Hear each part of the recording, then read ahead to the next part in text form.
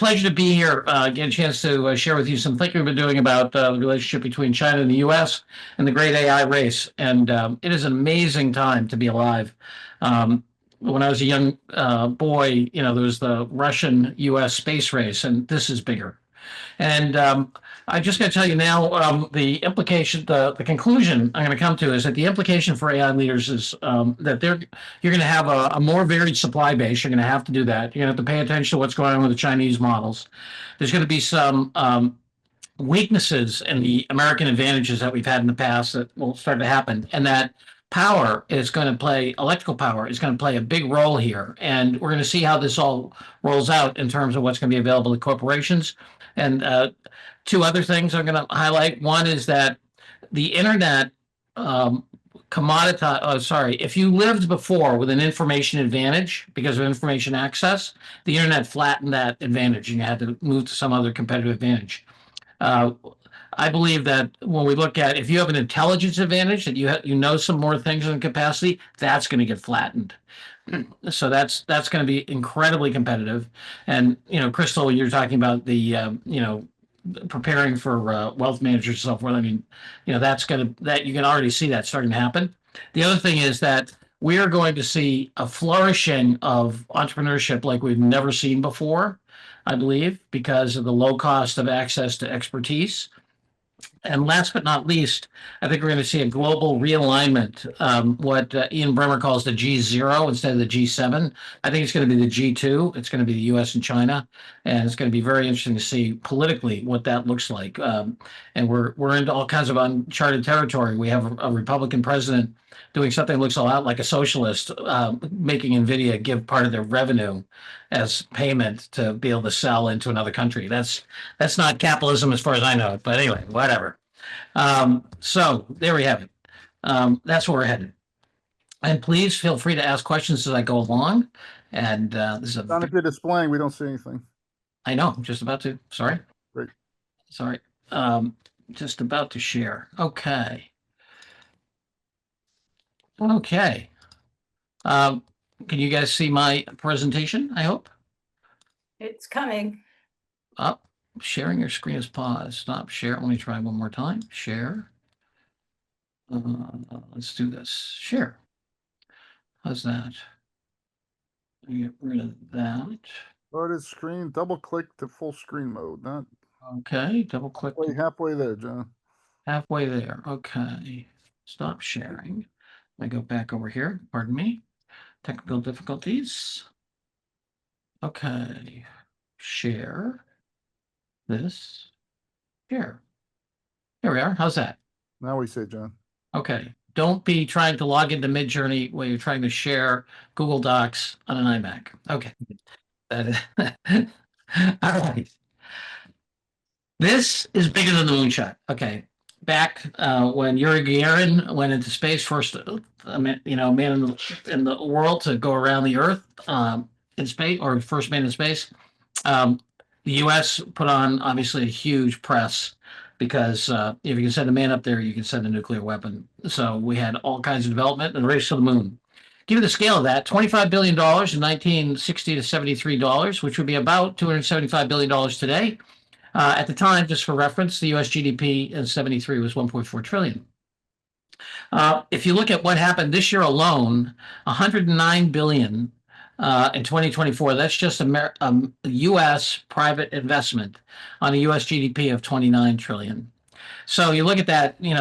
Let's say it was you averaged it across the 10 years from 1960 and 1970, 13 years or so. Between 1960 and 1973, it's about $2 billion a year. And here we see, and the economy was about, 17, 18 times smaller. Now we're seeing not 2 trillion, that's 2 billion, but we're seeing 100 billion. So it would be, 20 compared to 100. So we're investing at a much higher rate. And there's no question the race is between the US and China. The critical thing to think about is proprietary models versus open. and you think about what the Chinese are doing. Here we've got the leaderboard using the Arena ELO as the rating mechanism. Millions of people voting on this. This is the dynamic leaderboard. And you can see here, this is largely populated by American companies, right? You have Alibaba and DeepSeek and ZAI in here. And you see that, but the Americans are leading in terms of the proprietary models. But if we go to the underlying website here, so you guys can see this Chatbot Arena Plus. Yes. Yes. Yeah, we can see it. Okay. Now let's switch it to open. So what are the open models? And look over here and think of the licenses, MIT license, Apache license, very broad licenses, right? You have to go all the way down to about 13 before you hit OpenAI. So there's no question the Chinese are absolutely dominating open source. Now let's think about this for a minute. 8+ billion people on the planet. Where do you think the world is going to go? Let's say that you're in Chad and you want to, start doing some doctoring or we had a lovely case study with Microsoft about helping doctors in Nairobi. Where are they going to go for a model? Are they going to pay the Americans for a proprietary model, or are they going to get free models from the Chinese?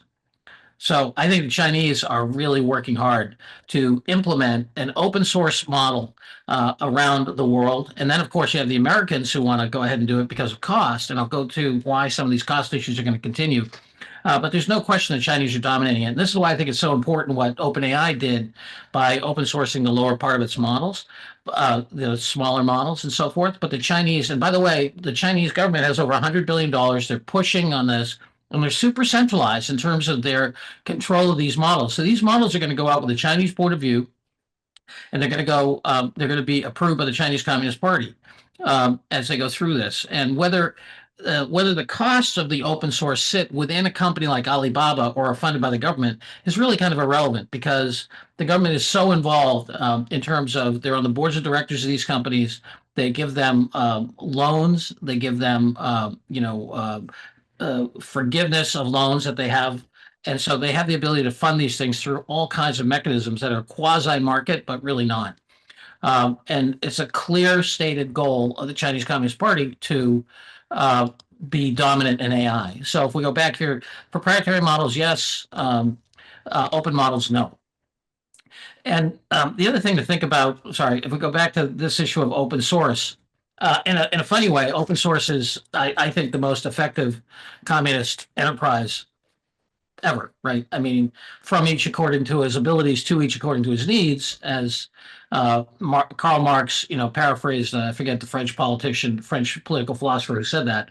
But you think about open source, it is fundamentally a collective activity, and so very compatible with some of their ways of thinking, and incredibly dangerous to American investors, because if you can carve out with open source, you can carve out a bunch of the market, you can bleed out all the profitability. So you put the capital down, you build the market, somebody comes in with a free product. Very different. Now, what's going to happen with primary demand for inference, what we're calling silicon intelligence? Silicon intelligence demand, I think, and we think, is going to go vertical. I mean, it's going to go exponential, and I'm using that formally. I'm not using it the way a lot of people use the word exponential, like really big. I mean exponential for a while anyway. And the reason for this is twofold. One is, look at the deflation and cost. So we got GPT-3.5 here. When back in, toward the end of 2022, was 3.5, almost 4 orders of magnitude more expensive than it is today. Think about that. That's way faster than Moore's law. It's gone down 1,000 to 10,000 times in that period. So the cost of silicon intelligence on a token basis is going down, right? But what's happening with agents and research models, and Alden can speak to this as well. If you're in the chat mode, let's say you have a typical interaction where you have 3 to 10 turns, go back and forth, you ask a question and so forth. Let's say it's 1,000 to 10,000 tokens, a pretty big, question, or you put a document in or whatever. And, and it scales like steps of stairs, scales linearly, right? I ask one question, I ask the same question 5 times for a better answer. It doesn't go up very quickly, right? But when I use agents or deep research, I can have a couple of asks. I can generate 8,000, 50,000, 100,000 tokens. And I can just, as they put here, it goes super linear, goes up way faster than steps of stairs. In addition, we're talking to one of our clients, and he was saying, one of the things that to think about is that things that used to be deterministic and relatively light on inference and processing, something like let's say had an SQL query where you just person's at a terminal or writes a line of code, gets an SQL query, comes back with the data from the database, right? You put an agent in the middle of that, all of a sudden that becomes very chatty, right? The agent will interrogate, then it will check, and might interrogate again. It may go to a second agent to check that the thing was right. So you have these things that were super, even in simple transactions, those simple transactions can radically increase the amount of silicon intelligence needed as we go into these probabilistic systems. So the other thing, and we're talking about this a little bit, we're talking about this a little bit, but I think one of the key drivers of our friend Sam Altman wanting to be choosing your model for you was to control his costs. His costs have to be going through the roof. He wants to make it. He'd like to control what inference you get, and certainly the default inference in terms of managing his costs, right? Because his costs are going through the roof in terms of providing inference, even with the decrease in cost. So the primary demand for more and more silicon intelligence is far outstripping our ability to decrease the cost, and we think that's going to continue. So that's huge. Okay, now let's take a look at China and the U.S. in terms of their different strategies. So the Chinese national strategy, as I say, they have laws, funding, centralized governance throughout. If you look at the Trump administration, America's AI Action Plan, basically it's got about three pieces in there. It rolls over anybody who owns any IP. So they really try to disadvantage content providers in suing these models and so forth. That's in there. It's a heavy emphasis on infrastructure, that is big capital projects. Not surprising. But this is about power plants. This is about data centers, things like that. Very little regulation. They tried to get rid of any state-based regulation and weren't able to get that through, but they're working hard to have it be highly deregulated. All the Biden guardrails on AI models and all that stuff are gone, and really an emphasis on investment by private companies and commitments by international companies to come and build in the U.S. And fundamentally to promote U.S. exports, largely of hardware and of software, but very much on hardware. And so that's and very much deregulated. China, very different.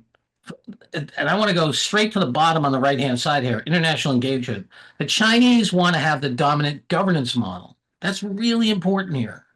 Right? They want the world to follow the Chinese path in terms of what these models do, what the guardrails are, what the content is, right? They want self-reliance in chips because they don't have the top end, right? They've got 7-nanometer chips now that they're working on. Strict oversight, incredibly centralized. And you see here over 100 billion in state-led funding with big R&D budgets and big AI hubs. And perhaps most importantly, they're going to deploy in the Chinese healthcare system, safety, education, national tech giants. They're deploying this stuff, and that's going to be used both to increase productivity, very much like the interstate highway system was in the United States, and also to collect data. And that's going to be a continuing thing because they have an edge in data in terms of their ability to generate it, use it. They track the living daylights out of their population. They have a citizen score. I mean, it's just massive, right, in terms of state control. So incredibly, disciplined, and I think very important on the governance side, because when you figure the 8 billion people on the planet, right, I would posit that maybe 2 billion can pay for silicon intelligence. The other 6 billion are going to want it for free or next to free. And it's going to happen over cell phones. So the Chinese are doing a very aggressive and smart thing here. And it's very, very good for them because they're running out of money, which I'll get to in a little bit, because their country is not profitable. They're not collecting very much in the way of taxation compared to the United States. But this is allowing them to commoditize intelligence and to get it out to the world and have their governance and their influence embedded in these models that are going to be on cell phones. So this is incredibly strategic. Look, the United States was really good at stealing intellectual property when it started. The books that were published here were stolen from the British publishers.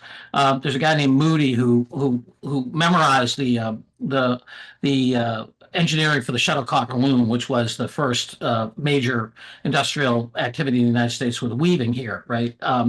And so, under penalty of death, if you left England with an engineering drawing of the shuttlecock loom, you'd be put to death. So legend has it that this guy Moody is a big street in the middle of Waltham, Mass, where the Industrial Revolution was born in the U.S., called Moody Street after him. He memorized it and then built them, and we stole that IP from the Brits. And then in Waltham, the river only goes down 3 feet. Charles River only drops 3 feet, so they didn't have enough power, so they moved up to Merrimack, where it drops 13 feet. And they built the first, Boston company, which was the first shared stock really at scale with the Lowell Works and things like that. Anyway, so America in its beginnings stole IP like crazy. The Chinese are really great at it, and they continue to do it. And that is symbiotic with open source when you think about it, right? The ability to go steal IP and then just put it out there. And if you haven't got a profit motive, you have a governance motive and you have a control motive, then, you're willing to pay that. It's a lot cheaper than buying aircraft carriers. Okay. Where are things? The U.S. still leads a little bit on the very top models, but the gap is closing, right? Let's turn to electricity generation. This is one of the strategic control points. I'm going to point out a couple where I think the Chinese, in addition to governance and the ability to serve the world at large, look at China has added 10,000 terawatts and more than double the U.S. capacity. And you want to know what's underneath this? About 2/3 of this is coal. So, they are just building out tons of coal. And then the other thing they're doing is that they're big on the small modular reactors. Westinghouse has a design that they've been building out with the Chinese. It's a modular reactor design, very good, very efficient, very safe. And you can see here, these are the plans from this year out through in terms of the speed with which the Chinese are going to put nuclear in. They're also doing some gas. We're relying a lot on gas in this country. But their ability to generate more and more and more power. And also, if you look at their economy, they've electrified more, that the end use of the power is electricity much more than the United States. So what does that mean? That means like your car's electric as opposed to gas, things like that. Your house is heated with electric as opposed to gas. So they're burning the planet, but they're doing it to create electricity. Okay. So that's one strategic control point that they have a real lead in terms of, the cost of energy and the availability of energy down. Second thing, and this is based on a fantastic analysis done by SemiAnalysis, a great research company, a lot of respect for. And if you think back in history, any country that had the technology at scale that made things more productive generally won in the world. Okay, so if you go back to when trade was one of the ways that nations had much better economics because of comparative advantage, the Brits had the biggest navy, right? After they beat the Spanish in the Spanish Armada, thank you, Lord Nelson, kind of some great sailing there by Lord Nelson. Anyway, he smashed the Spanish Armada, and the Brits ruled the seas, and that's the beginning of their rise to being way bigger than Spain and France. And then they invent modern science and they create the Industrial Revolution. God love them. I mean, Scottish Enlightenment, Isaac Newton, those characters did a lot of stuff that I really believe in to this day. And so, so they dominated Industrial Revolution and, the use of power and control systems. And so they dominated. And then you come forward and you say, okay, the U.S. dominated the computer cluster, right? The Brits kind of fumbled it, came to the U.S. And the reason is that any country that dominates the economic cluster that makes the other economic clusters more productive has more power and can grow faster. Why is this the case? Let's say during the 1960s and 70s, GM is growing at 10% a year. Okay. IBM, who is selling technology to make GM more productive, can grow at 20% or more a year. right? Because making another company more productive, you can grow as fast as the market can absorb it, right? So you say, what are those technologies today? Here we are in 2025, and I would say to you, there's two, and they're related. One is what I'm calling the robotics economic cluster, and the other is the intelligence economic cluster, or if you like, symbolic robots and physical robots. Okay, and what's happening is that the U.S. is vertically integrated, give or take, in the symbolic robots cluster, but it is not vertically integrated in the physical robots cluster. So when Elon Musk builds his humanoid robot, he is doing it with NVIDIA chips and US software, but the actuators, the motors, the sensors that are in that robot are Chinese. Or China is much more vertically integrated. This is a big deal because I think that first we're going to have the symbolic robots, and then close behind, first in manufacturing and warehousing and so forth, and logistics, and then and also in warfare, we're going to have robots behind, physical robots. The Chinese are vertically integrated into that. That's a real problem for the United States. So I could agree with the Trump administration if they're trying to get us to that on our trade deals. Taxing Canadian wood, whatever. I'm worried about where the actuators are built and where the rare earth minerals are, and whether or not with the Netherlands, I don't want Greenland. I want ASML. Keep Greenland. Give me ASML. That's what. Anyway, in terms of where I think our relative importance is. So this is a big issue for the United States, and I'll point out why in a second. Military stuff. Okay. So here we have, I don't know if you've been following this stuff, but here's some swarm intelligence demos. To witness one of the most And this is 7,000 drones. controlled by drones. The Chinese are doing a public display. This breathtaking show was organized to celebrate the 72nd anniversary of Yanbian Korean Autonomous Prefecture, with the drones provided by Shenzhen Demoda Intelligent Control Technology Company Limited. And look at that. A single laptop was all it took to control the fleet. Did you hear that? One laptop was controlling over 7,000 drones doing that. Okay. Now, I would say what you're looking at there, and by the way, they got a new record now. They got Guinness Book of World Records running around. They're now at over 11,000 drones, all in one big thing, right? And like the only place you see this in the United States is the Grateful Dead did one with like 4,000, 2,000 drones or something. Their final thing, right? You don't see our government going and doing this. It would have been interesting if Trump had done, instead of his military parade, had done one of these, right? But whatever, we're not doing that. And the thing that I think is that's interesting is you are seeing, I think, a war game effort, right? Controlling 7,000, 11,000 drones. And why do I say that? Well, this is a new Skyhawk platform from the Chinese. It basically is one of the implementations of their drone warfare and swarm intelligence.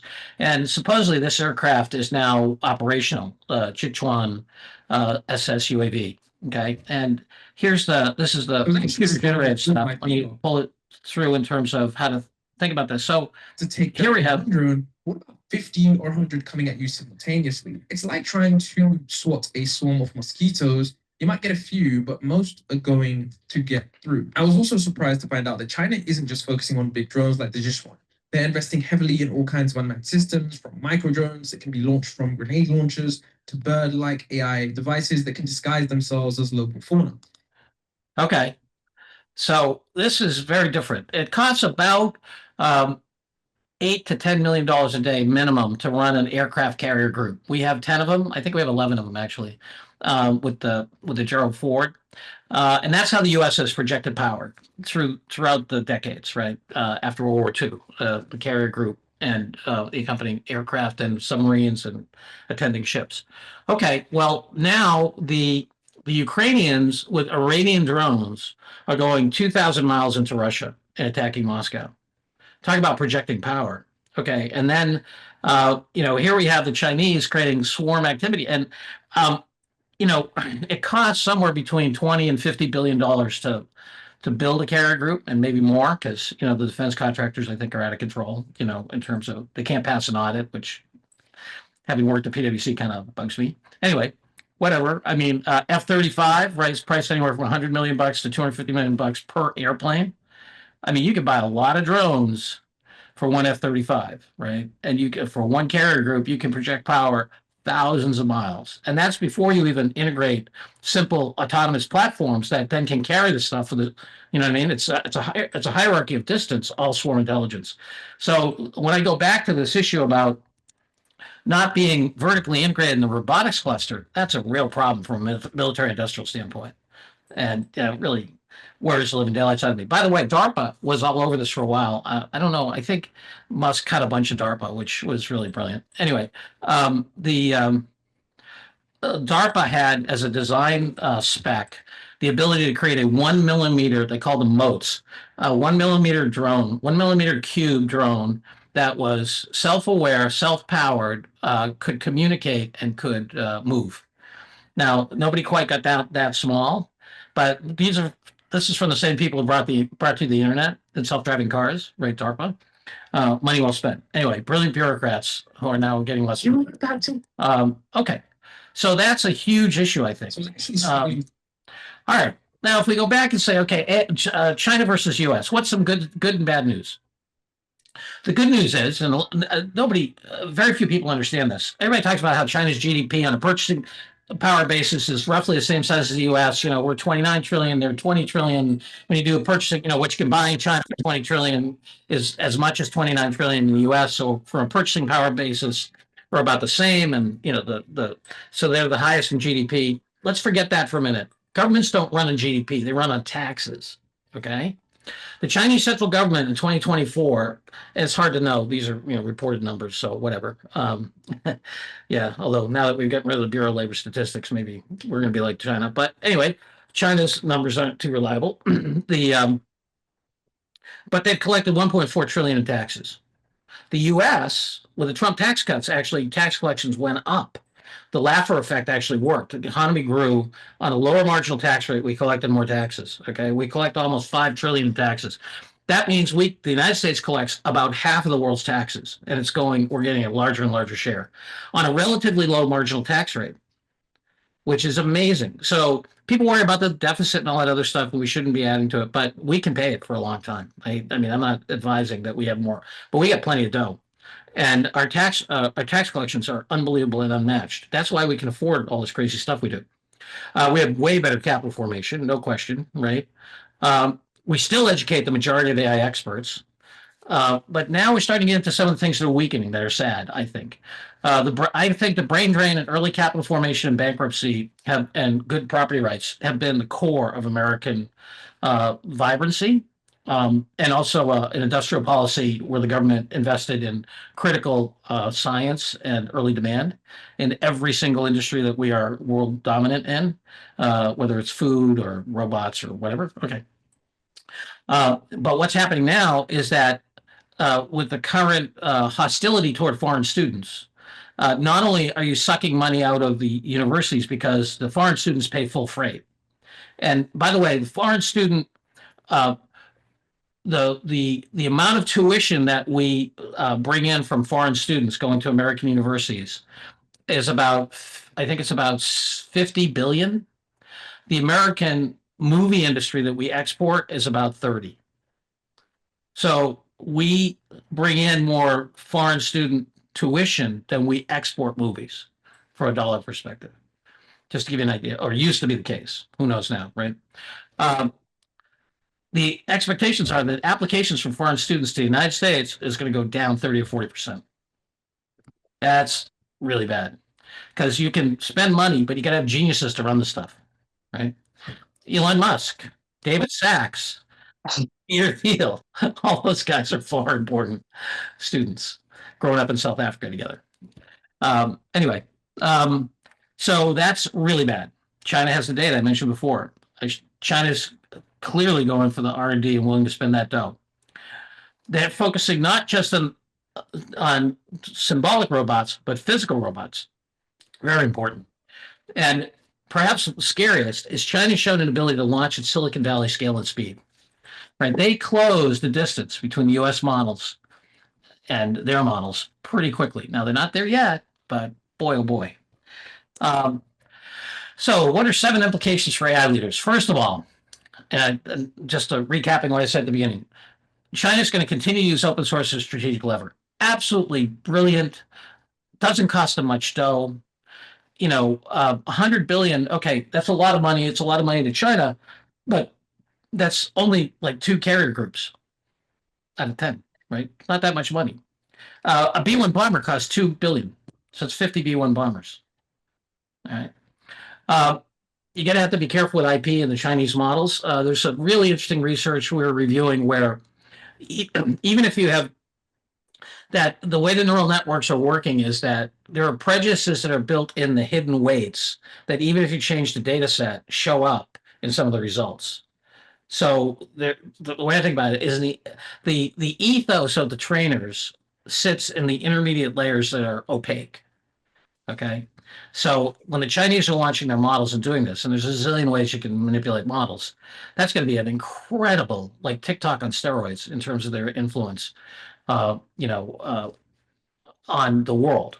And we're vulnerable to U.S. To the physical robots cluster.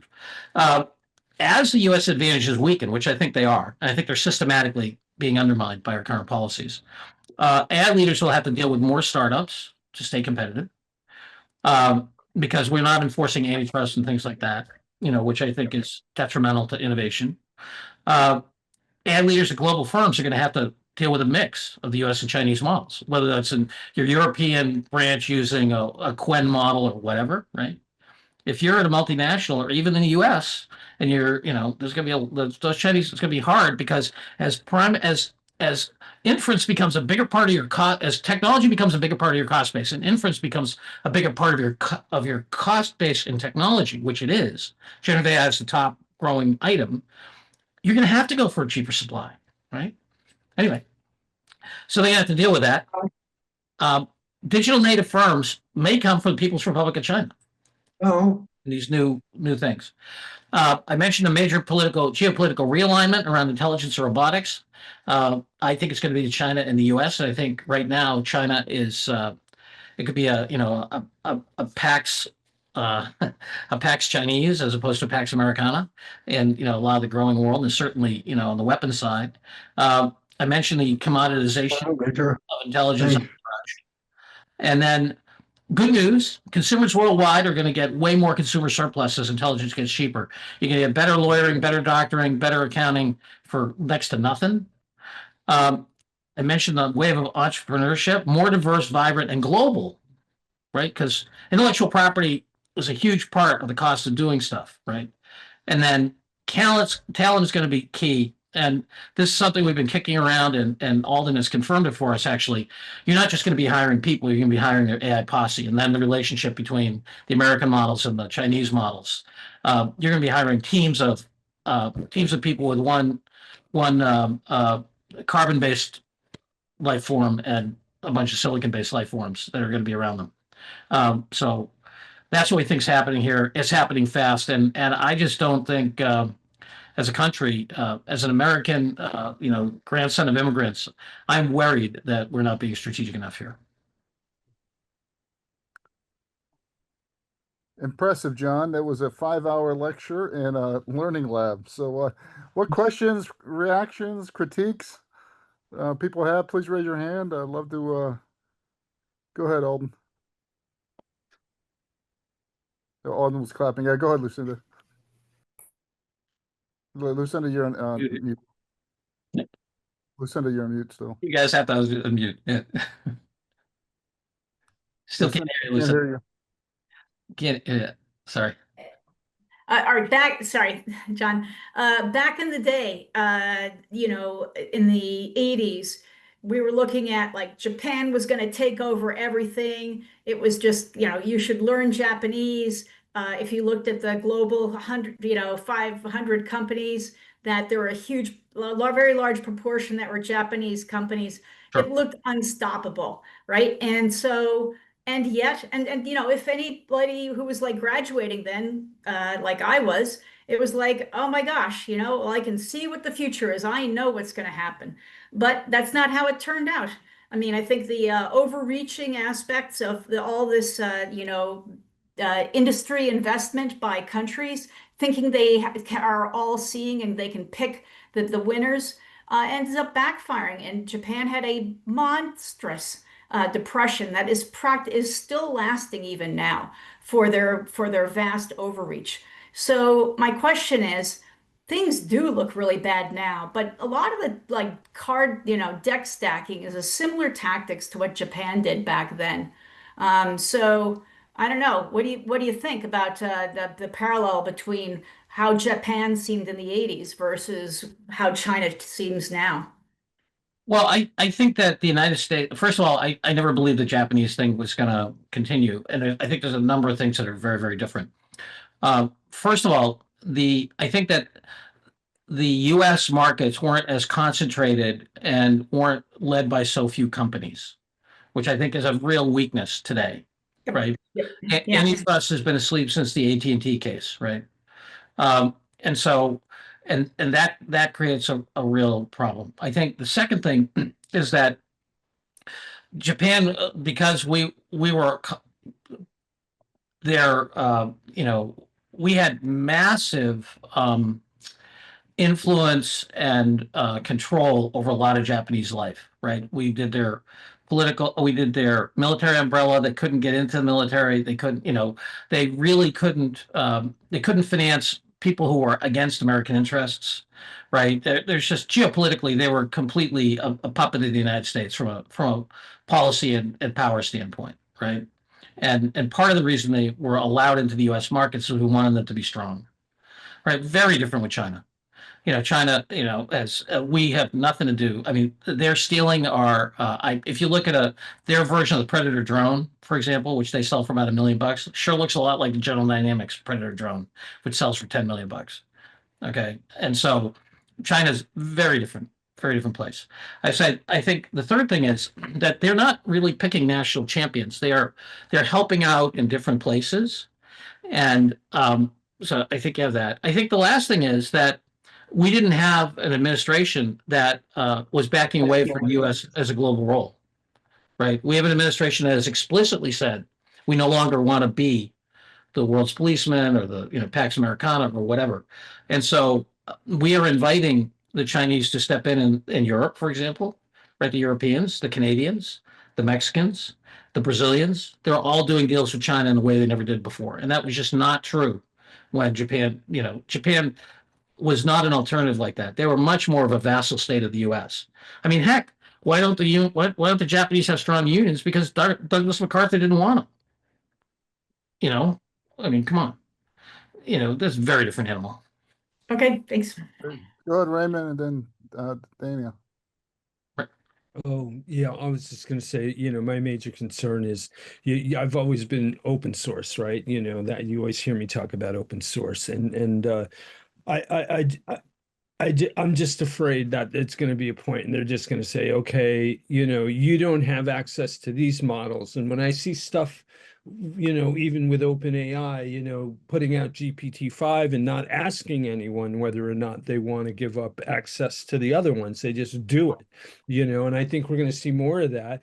And I think there's, I've been saying for a while, there's probably going to be a watershed event where they're going to say, okay, that's it. Like the general public should not have access to these powerful models. You can go to OpenAI and use GPT public, and it will be, it'll do just so much. And then if you want to use stronger models, then you'll have to be part of an organization, an enterprise.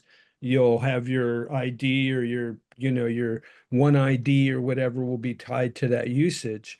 It's probably going to come down to that. And that to me is, it's kind of like giving up freedom of speech, because I'm having such a great time with all these models and switching them in and out, and everything I build, I componentize, and if I'm stuck with one or two or three models, that's not going to be a good thing. I don't think. I'll be sad. I don't know about y'all, but I'll be sad. Anyway. But Raymond, let's say that OpenAI does that, right? That it tries to lay the hammer down. What are the Chinese going to do? you're going to go on tour and you're going to grab the Chinese models and you're going to run them local, right? I mean, what the Well, hell? yeah, but we won't have, what I'm saying is access will be blocked. I mean, just like By whom? they tried to do with TikTok, it'll be blocked, or you'll have to go gray in order to use those Well, models. I think if the U.S. decides to over control its models, it's the best thing in the world for the Chinese. Chinese will say, "Great, run our models." Yeah, yeah, You yeah. know, And you mentioned like their strategy, like investment. I know they're also doing a lot of investment in Africa. The same thing. They're on the ground. They're on the ground. They're getting in there. But yeah, that's all I had to say. Thanks. Wait, before we go to the next one, I did want to highlight this kind of own your own intelligence concept that John and others have been pushing. I think fits right in what you were just saying here. No one asked you or any of us to give up four. It was just dictated to us. So it was really good. Go, yeah. Danya, am I saying that correctly? Yeah. Danya, yeah, but that's fine. So John, I was really interested in hearing your opinion and level of confidence about the US AI plan, because it's one thing to compare these two things strategically and to use the US, or this or that. But Yes. I think my favorite thing reading through this AI plan was that absolutely bananas section on how they're going to make AI anti-woke. So Yes. really, I just want to hear your opinion about this particular administration, their level of seriousness, and how confident you believe that they will be to execute what they actually lay out in this report. I think that they're going to look. The challenge is that I think the fundamental problem in Silicon Valley is that none of those people ever took a course in philosophy or ethics. So and every algorithm has an ethical underpinning, whether you cop to it or not, right? It also has a built-in morality because it's optimizing something. And optimizing is a moral decision, right? You're moving on a gradient towards something, and that thing has an ethics underneath it. So when Musk says something like, we're going to create Grok's going to be the most truthful, according to who? Anyway, so I think there's a fundamental epistemological problem in Silicon Valley. And look, they're engineers. They never took their shit. And I think Musk skipped that part of the Encyclopedia Britannica he supposedly read. Anyway, so I think we have that. Then the question of politically, will they get it done? These are the most powerful companies in the history of the world. Okay. Combined market capitalization today of these companies is about $20 trillion. That's 3 times the combined GDP, almost 3 times the combined GDP of Japan and Germany. They've told other nations to pound sand. This is exactly what John Sherman was worried about when he wrote the Sherman Antitrust Act. That companies would be the folks at Chicago, University of Chicago. There are 2 parts of the Sherman Antitrust Act. One is companies getting more powerful than governments, and the other part was consumer harm. Chicago made it all about consumer harm. The institutional part, that is that these companies are more powerful than governments, has happened. You've seen Facebook tell France to pound sand. You've seen Facebook tell Australia to pound sand, right? So you've seen Elon Musk come in and give $250 million in a political process in the United States. These are very powerful companies. So I think they are going to execute on their plan. I think their plan is to deregulate. Power is their current constraint, electrical power, and I think they are that's the new game, and they are playing it on a global scale with global dollars. And the things that sit between power creation in this country and their needs are a set of regulations, some of them environmental, some of them local, and a set of utility issues about universal access and so forth. That the current plan, I think, is going to very successfully blow through. I mean, if you look at what Musk is doing in Texas, he's completely stomped over the EPA in terms of the runoff from his rockets and all this other stuff, right? And the plant he has where he's got the Colossus, his EPA filing had 7 generators. He's running about 15, right? So they're already blowing through like all the regulatory stuff, and I think they're very successfully doing that. I think IP, they're going to, good luck, New York Times and all those people, they're toast, right? They're gonna just run over all the IP laws. So that's going to be super successful. I think I think their ability to use government. Karl Marx said late stage capitalism starts to eat the functions of government. You're seeing that happen now with, they're going to, I think they're going to try to privatize the VA. They're going to try to use, they're already trying to use the data, and a lot of this should be done, I think. But I think they're going to. So the government's a huge piece that they're going to be very successful at that, and that's going to give them access to all kinds of new data. So I think all that stuff. I think a lot of that's going to be super successful. Yeah. Great. Last question, then we'll wrap up. Go ahead, Ian. Yeah, so I think they said it was going to take us 15 years to figure out ChatGPT 3.0. So like these models are still like everywhere. So like what's the one thing that we really just need to have these models focus on? Like, is it fusion? Is it like electricity?